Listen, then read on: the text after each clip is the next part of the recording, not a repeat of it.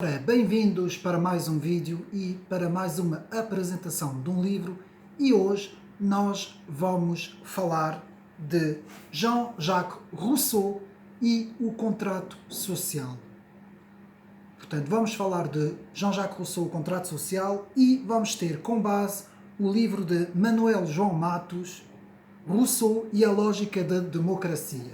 Portanto, Rousseau e a lógica da democracia, escrito por Manuel João Celestino de Matos, que é professor auxiliar na Faculdade de Ciências Sociais e Humanas da Universidade Nova de Lisboa, doutorado também em várias cadeiras e tendo lecionado Filosofia Política, Ética Aplicada, História da Filosofia Política e Filosofia do Direito, com obras escritas como a Antinomia da Razão Pura, de Kant, e esta obra que eu tenho aqui, portanto, sobre Jean-Jacques Rousseau, A Lógica da Democracia. A Lógica da Democracia, Jean-Jacques Rousseau. E porquê fazer a análise deste livro sobre Jean-Jacques Rousseau e da própria vida de Rousseau? Bom, temos que ter presente, em mente, que a origem do pensamento colectivista, portanto, o pensamento colectivista que depois origina o comunismo e o pensamento de esquerda, podemos dizer, de facto, que a origem deste pensamento encontra-se na obra de Jean-Jacques Rousseau e do contrato social. O contrato social, nós vamos ver, tem uma importância fundamental, portanto, nas chamadas primeiras ideias, que podemos dizer assim, primeiras ideias de comunismo, se é que podemos falar desta palavra, as primeiras ideias antes de Marx, portanto, muito antes de Marx, de Karl Marx, Jean-Jacques Rousseau vai formular aqui umas ideias que nós vamos aqui estudar, né? Sempre com base no livro de Manuel João Matos, portanto, e vamos analisar, portanto, de facto, quais foram as origens dessas ideias, o que é que essas ideias criaram e quais, sobretudo, quais são essas ideias. E nós vamos então ver rapidamente quem é Jean-Jacques Rousseau, quem foi Jean-Jacques Rousseau, que nasceu em 1712 e morreu em 1778. Foi um filósofo social, teórico político e escritor suíço. Portanto, nasceu na Suíça a 28 de junho de 1712, teve uma infância conturbada, portanto a mãe morreu à nascença, o pai morreu pouco depois, foi entregue a um pastor protestante. Iniciou os seus estudos em 1724, com 12 anos, escreveu alguns sermões e algumas comédias, andou errante pelo mundo fora, digamos assim, pela Europa fora, teve uma vida um pouco conturbada, alguns até o chamavam do boêmio, por andar assim um pouco como um vagabundo de país em país.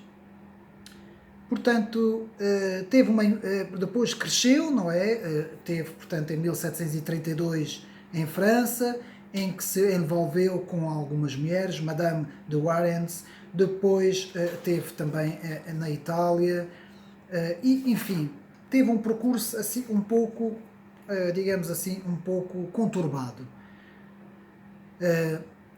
Rousseau, que vive, portanto, no século XVIII, no chamado século do Iluminismo, dos filósofos das luzes, mas Rousseau não vive o suficiente para ver, portanto, eclodir, digamos assim, a Revolução de 1789 e as suas ideias depois postas em prática por Robespierre, por Marat, por Danton, por tudo o que aconteceu, portanto, de 1789 até 1799, quando Napoleão Bonaparte pega, digamos assim, no poder em França e vai criar o seu consolo, não é?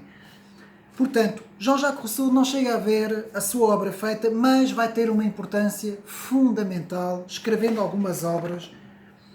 Portanto, em 1755 escreve Discurso sobre a Desigualdade, em 1761 escreve A Nova Heloísa, em 1772 O Contrato Social, que é o livro que nós vamos aqui estudar com profundidade. Depois, em 1762, Emile ou A Educação, são as obras principais de Jean-Jacques Rousseau, que vai ter uma importância fundamental no, pensamento, no chamado pensamento da esquerda. E agora vamos entrar no vivo do assunto, portanto, sempre baseando no estudo, porque isto é um estudo intensivo que está aqui.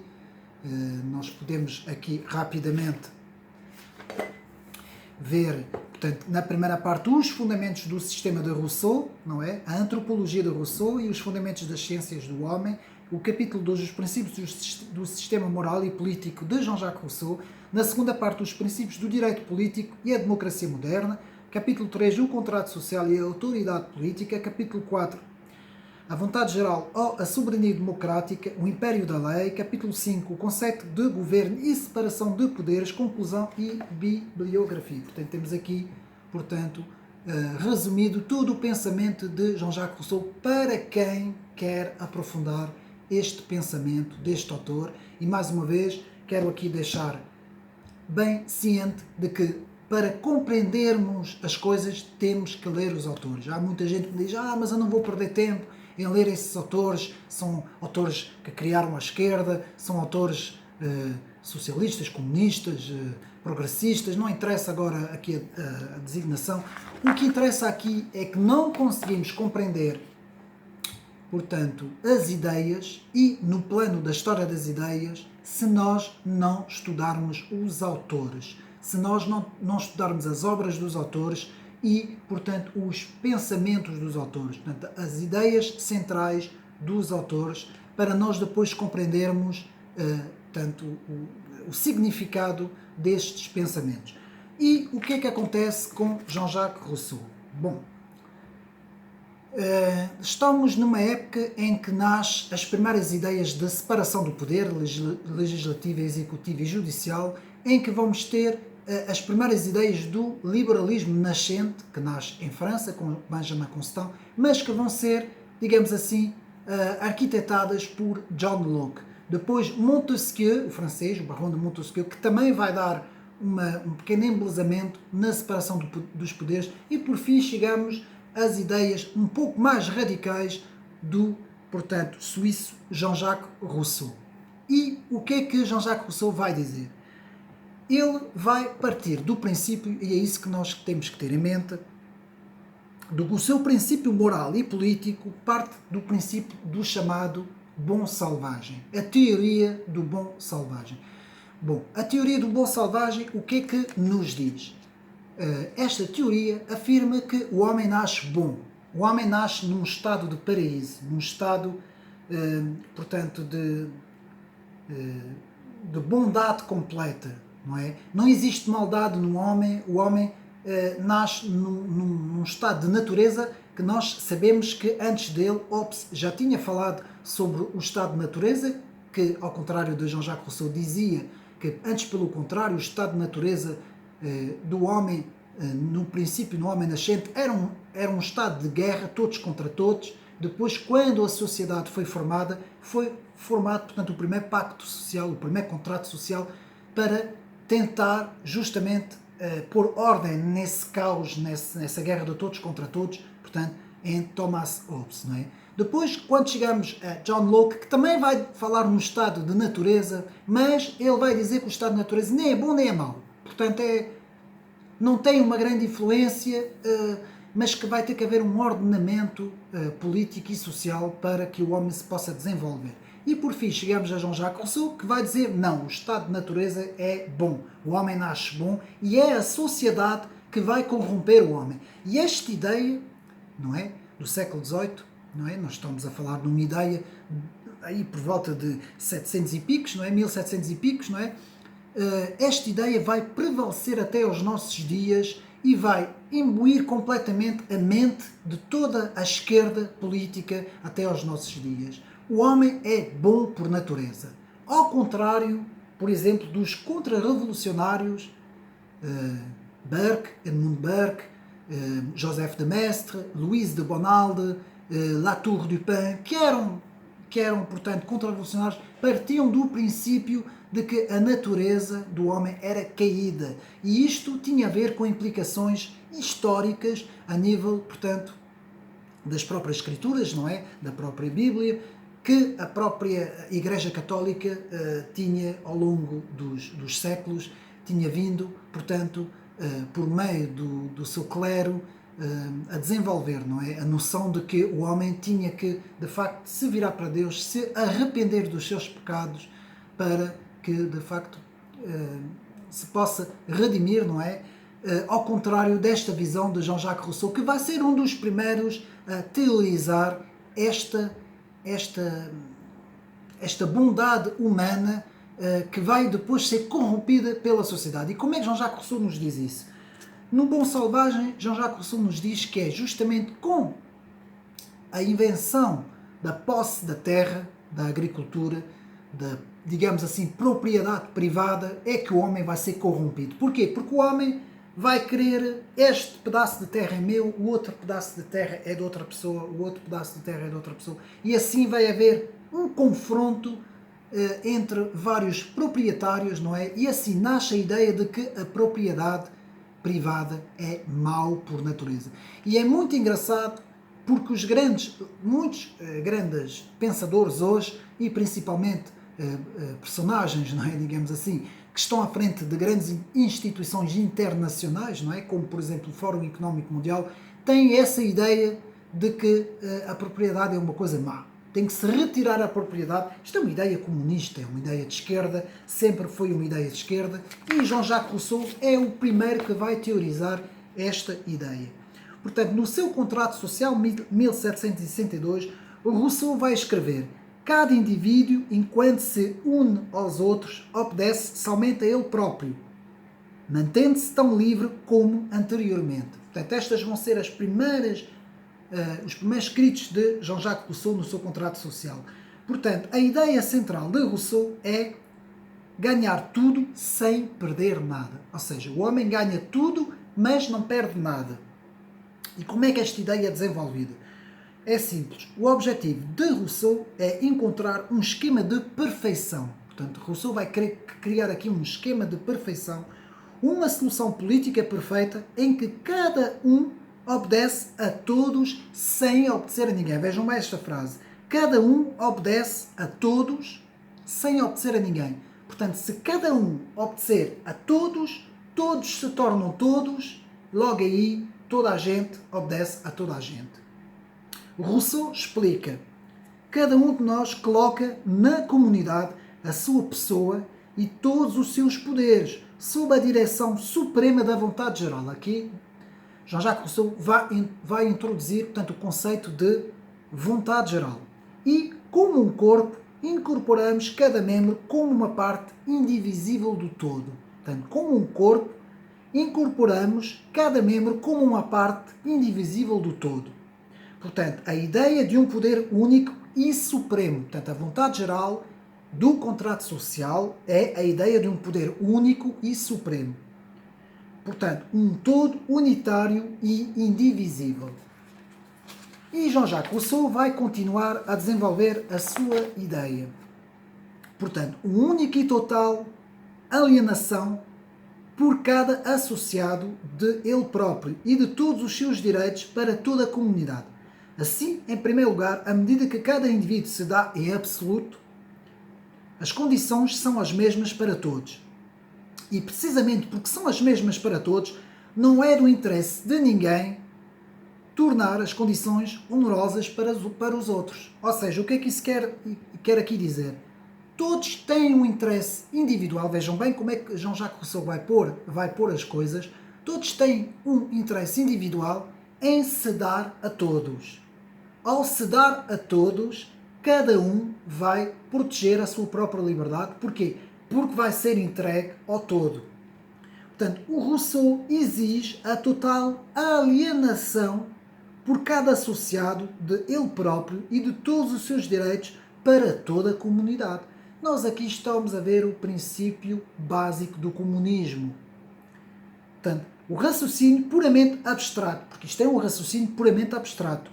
Todos são iguais porque se dão a todos entre todos. A conversa do igualitarismo. Portanto, é chamado o poder dos iguais, que é o igualitarismo, que é o poder dos iguais. Ideia de um poder ilimitado de todos sobre as partes. Portanto, todos juntos criam um poder e esse poder está acima de todas as partes individuais, porque esse poder representa o coletivo, princípio do coletivismo. E temos uma passagem que nos explica isso muito bem, de Jean-Jacques Rousseau, do seu Contrato Social, que nos diz: uma vez que cada homem se dá a todos, ele dá-se a ninguém. E uma vez que não há qualquer associado sobre o qual ele não ganha os mesmos direitos que os outros ganham sobre ele, cada homem recupera o equivalente a tudo o que perdeu e, na troca, adquire mais poder para preservar o que ele possui. Vejam bem a profundidade desta passagem e o que esta passagem vai criar ao longo dos séculos, não é? Portanto, eu vou ler novamente. Uma vez que cada homem se dá a todos, portanto, cada homem se dá a todos, ele dá-se a ninguém. Como ele se dá a todos, ele dá-se a ninguém. E uma vez que não há qualquer associado sob o qual ele não ganha os mesmos direitos que os outros ganham sobre ele, não é? Cada homem recupera o equivalente a todo o que perdeu e, na troca, adquire mais poder para preservar o que ele possui. Portanto, esta subtileza intelectual vai conferir a Jean-Jacques Rousseau a criação da chamada alienação das partes pelo todo. Ou seja, Rousseau coloca a vontade geral e o interesse comum em oposição ao interesse particular. Vemos aqui uma oposição entre o que é particular e o que é coletivo. E podemos continuar. A harmonia de todos os interesses é criada pela oposição aos interesses de cada um. Portanto, eu vou repetir. A harmonia de todos os interesses é criada pela oposição aos interesses de cada um. Então, o que é que isso significa? Significa que o interesse de todos se sobrepõe sobre o interesse de cada um. Portanto, vamos ter aqui, como eu disse, a oposição entre o interesse comum e um interesse particular. Isto é um pensamento de esquerda completo. Aqui nasce, é em Jean-Jacques Rousseau que nasce a grande paranoia e a grande pancada da esquerda do coletivo sobre o individual. Então temos aqui interesse comum versus interesse particular. Portanto, o interesse comum cria a utopia autoritária, chamada utopia autoritária, que significa arrancar os indivíduos dos seus pertences particulares, chamado attachement particulier em francês, os seus attachements. O que é que significa os attachements? Família, igreja, empresas, costumes, tradições. Tudo isso são os pertences que cada indivíduo tem, a nível individual. E o que é a utopia autoritária da vontade geral cria? Vai arrancar os indivíduos desses pertences que cada um traz, não é? Cada um tem, da sua localidade, da sua família, do contexto onde está inserido, e vai pôr esses indivíduos na vontade geral. E exatamente isso que se passa nos partidos comunistas e socialistas, não é? O indivíduo entra dentro do partido, passa a fazer parte da vontade geral do partido, ele funde-se dentro do partido, ele acaba por diluir-se completamente, deixa de existir para representar, junto com os outros, uma vontade geral que se torna utópica. Que é isto o pensamento de esquerda. Portanto, o ideal de Rousseau é um corpo político unitário em direita relação com os indivíduos desrenzados sem estruturas intermédias, que é o ideal do despotismo coletivista, chamado ideal do despotismo coletivista, ou despotismo em nome de todos, que é a mesma coisa, que é uma absoluta soberania de todos sobre as partes. Vou repetir esta frase. A absoluta soberania de todos sobre as partes. Porque é que nós, muitas vezes, na comunicação social, fartamos de ouvir no bem comum, em nome de todos, para o bem de todos, para o bem da sociedade, nunca é para o bem individual da pessoa. Portanto, se o Estado ou a nação não é mais do que uma pessoa artificial, cuja vida consiste na união dos seus membros, e se o mais importante dos seus cuidados é a sua preservação, ele necessita de ter um poder de coação universal para mover e dispor cada parte de forma que melhor beneficia a todos. Assim, como a natureza dá a cada homem um poder absoluto sobre todos os seus membros, o contrato social dá ao corpo político um poder absoluto sobre todos os seus membros e este mesmo poder que, comandado pela vontade geral, tem, como já referi, o nome de soberania. Portanto, para Jean-Jacques Rousseau, a soberania não reside num Estado, não reside numa nação, não reside numa instituição. Não, a soberania reside em cada pessoa, mas não reside individualmente, reside num todo, na chamada vontade geral do todo. Ora, isto é perigosíssimo. Isto é o princípio do totalitarismo. E tanto podemos dizer um totalitarismo de esquerda, como podemos falar em outros totalitarismos, como os totalitarismos fascistas também. Tiveram isto como a sua premissa, a vontade geral, a vontade suprema. Portanto, a soberania de todos sobre as partes. Que é isso que é importante aqui portanto, sempre baseado numa análise profunda das ideias de Jean-Jacques Rousseau. Portanto, a soberania do todo sobre as partes. Portanto, concordamos que cada homem, nas palavras de Jean-Jacques Rousseau, concordamos que cada homem aliena, através do contrato social, só aquela parte do seu poder, os seus bens e a sua liberdade que interessam à comunidade. Mas também deve ser admitido que só o soberano é o juiz do que constitui tal interesse. Só o soberano.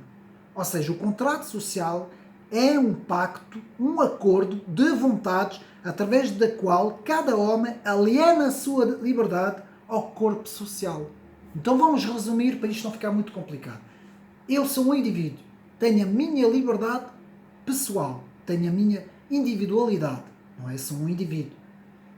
E eu vou abdicar da minha liberdade, vou abdicar da minha individualidade, vou abdicar da minha parte para entregar esta parte a um todo.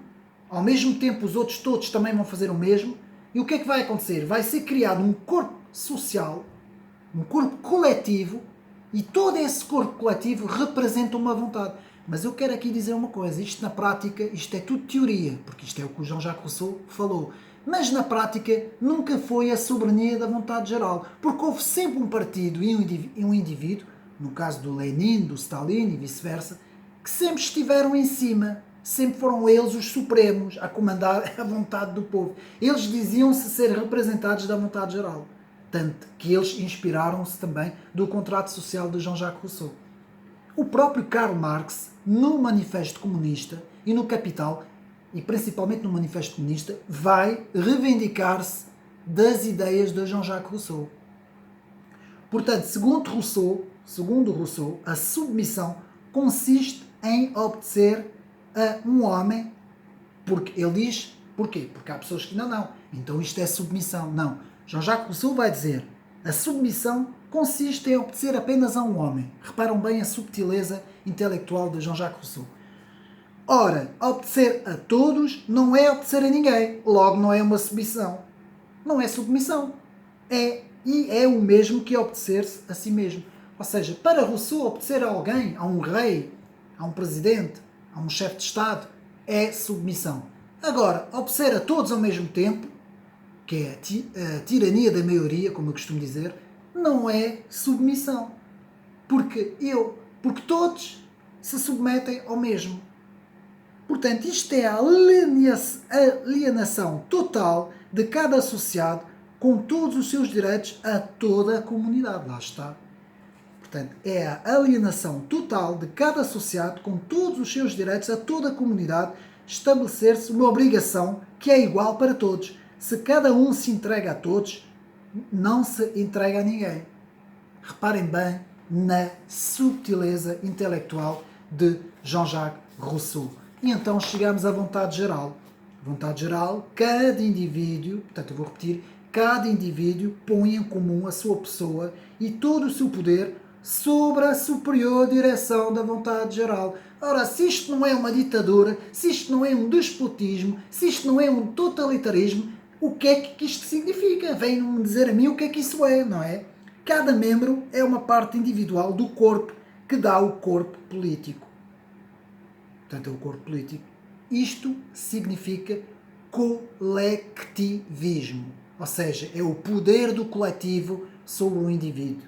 Isto é o comunismo, o princípio do comunismo e também do socialismo. O socialismo depois desenvolveu-se com diferentes estruturas, não é? Com diferentes, há 5 ou 6 formas de socialismo na história, em que o socialismo é mais progressivo, não é tão radical, não é tão revolucionário como o comunismo, mas podemos dizer que é tudo a mesma coisa, é a vontade coletiva, é sempre o coletivo que prima sobre o individual, que é o contrário do liberalismo clássico, porque quando o liberalismo nasce com as ideias de Benjamin Constant e de John Locke, de certa forma, nós temos aqui o oposto ao coletivismo. Portanto, o liberalismo, no seu estado inicial, não estou a falar do liberalismo económico, mas sim no liberalismo político, não é? E ideológico, nasce primeiro com o primado do indivíduo sobre o coletivo. Ora, as ideias de Jean-Jacques Rousseau vão criar os primeiros estados do socialismo, não é? Com a ideia do coletivo a primar sobre a ideia do individual, que é isto que mais tarde Karl Marx, em 1848, vai retomar e depois vai desenvolver até chegar a 1917, na Revolução Russa. Então Jean-Jacques Rousseau está na origem de 1789 e de 1917, não esquecendo isto. Portanto, Jean-Jacques Rousseau está na origem do Estado omnipotente, cada membro é uma parte individual do corpo, que dá o corpo político, como eu disse. A maioria nunca se pode enganar, segundo as palavras de Jean-Jacques Rousseau. Portanto, é a vontade geral que traduz o interesse coletivo, segundo Jean-Jacques Rousseau. A minoria é obrigada a obedecer a maioria, veja bem. Mas atenção, não é como essa nova esquerda que faz primado dos comunitarismos e do interseccionalismo, que sobre certas minorias. Não é nada disso. Nós aqui estamos a falar de minoria do pensamento político do indivíduo, dissolvido na sociedade, não é? Portanto, a minoria é obrigada a obedecer à tirania da maioria. Portanto, teoria da democracia totalitária, que inspirou 1789 e 1917. Portanto, pode-se concluir, Jean-Jacques Rousseau está nas bases de todo o pensamento político da esquerda. Eu vou repetir, Jean-Jacques Rousseau está nas bases de todo o pensamento político da esquerda por 2 grandes fatores que nós analisamos aqui. A teoria do bom selvagem, o homem é bom e é a sociedade que corrompe o homem. Quantas vezes nós vemos isso lá fora? A sociedade é má, a sociedade é isto e aquilo. E o segundo fator que é, portanto, o contrato social, a vontade geral. Portanto, é a vontade do coletivo que prima sobre o indivíduo e não o contrário. Portanto, é por isso que Jean-Jacques Rousseau é o primeiro a teorizar as primeiras grandes ideias da esquerda. Houve outros antes. Tivemos Platão, que idealizou um Estado coletivista. Temos as ideias de Carpocrata, que também idealizou uma série de ideias comunistas. Thomas More, quando escreve a Utopia, o seu livro A Ilha, a Utopia, também idealizou um género de um comunismo, mas era mais virado para o cristianismo. Portanto, nós temos aqui o primeiro grande autor das ideias de esquerda, e para nós percebermos o que vai na cabeça desses iluminados, porque esta gente é toda iluminada, a começar por Jean-Jacques Rousseau, acabando, desculpem lá eu estar a dizer, mas acabando aqui em Portugal no Bloco de Esquerda, no PCP, no LIVRE, ou até no Partido Socialista, são todos iluminados. Porquê? Porque eles acham que, principalmente os mais da esquerda, não é? Eles acham que o coletivo comanda o individual. Eles olham para o individual como se fosse uma coisa negativa e olham para o coletivo como se fosse uma coisa positiva. E ainda hoje na comunicação social, na televisão, nós vemos isso. Os jornalistas da televisão, que estão completamente imbuídos pela ideologia de esquerda, acham que o coletivo deve, portanto, primar sobre o individual. E hoje nós vemos isso nos dirigentes do Fórum Económico Mundial, das Nações Unidas, da própria União Europeia. A União Europeia, que há pouco tempo fez uma crítica em que equiparou, digamos assim, o comunismo com o nazismo, e a própria Comissão Europeia, a maioria dos seus membros, dos seus comissários, tem essa ideia do coletivo, que deve primar sobre o individual. Portanto, de liberal eles não têm nada. Quando eu ouço dizer a União Europeia são uns neoliberais, aí teríamos que falar aqui muito sobre a nova fusão entre as ideias hiperliberais e as ideias de extrema-esquerda, que elas estão imbuídas umas nas outras, mas isso seria outro vídeo. Mas nós temos que ver que as ideias clássicas do século XVIII, do século XVII, do século XVIII, do liberalismo clássico, do primado do homem, da defesa do primado individual do homem, que vem do personalismo cristão, que irei fazer um vídeo sobre explicar o que é o personalismo cristão, a defesa da pessoa humana, não é? Que é o contrário do coletivismo. O coletivismo, as ideias da vontade geral, as ideias do coletivo sobre o indivíduo, é completamente contrário, portanto, às ideias da defesa da liberdade e da individualidade. Espero que tenham gostado deste vídeo. Fica aqui a recomendação para estudarmos as ideias, digamos assim, daqueles que nós melhor queremos combater, para melhor podermos compreender. Eu costumo dizer, sem estudar os outros, nós não conseguimos compreender nem a nós mesmos. Portanto, espero que tenham gostado deste vídeo e até uma próxima.